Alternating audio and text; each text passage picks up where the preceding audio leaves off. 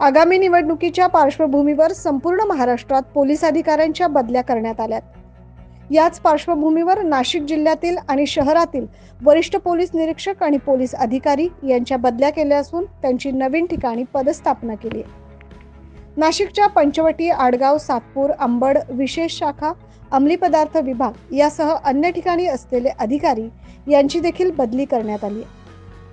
Panchavati police ठाण्याचे police निरीक्षक अनिल शिंदे हे मागील 1 वर्षापासून या पोलीस ठाण्यामध्ये कार्यरत असताना त्यांची बदली गुन्हे शाखा 2 मध्ये करण्यात आली आहे। त्यामुळे स्थानिक नागरिकांनी आणि पोलीस कर्मचाऱ्यांनी त्यांच्या बदलीमुळे नाराजी व्यक्त केली आहे।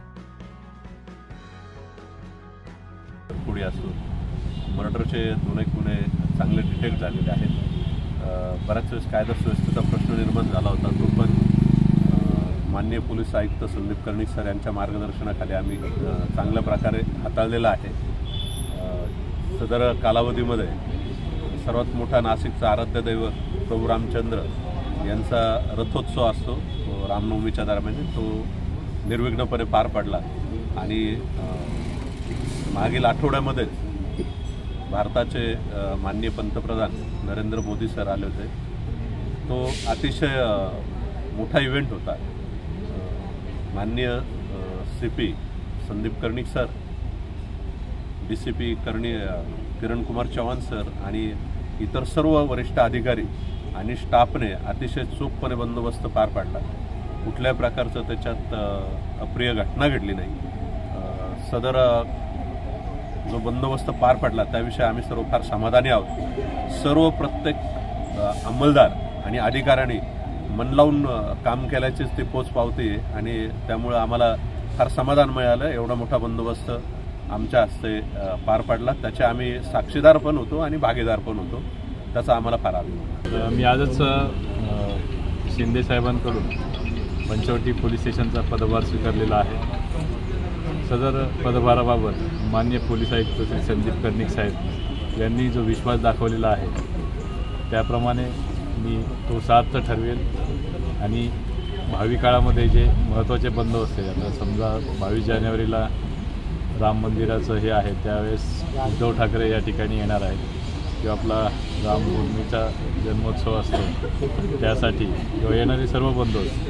येणाऱ्या लोकसभा निवडणुका, विधानसभा निवडणुका, त्याच्यानंतर कदाचित महानगरपालिका निवडणुका, जेही मोठे मोठे बंदोबस्त येतील ते उत्कृष्टरित्या पार पाडेल। तसेच आपल्या ठिकाणी धार्मिक स्थळ असल्यामुळे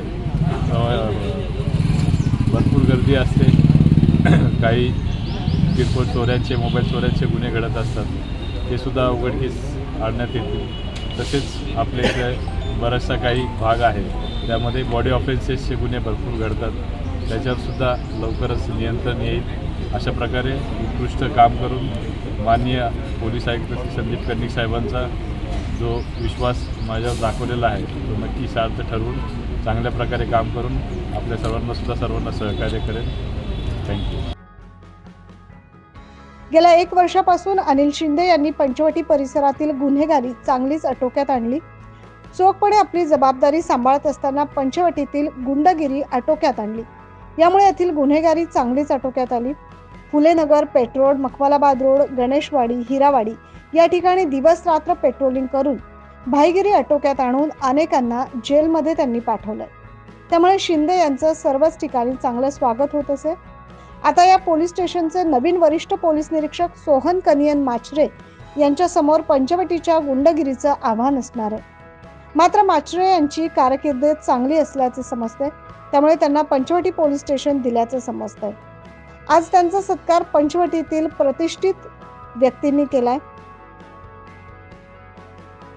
9 न्यूज महाराष्ट्रासाठी प्रतिनिधी अजीज सय्यद।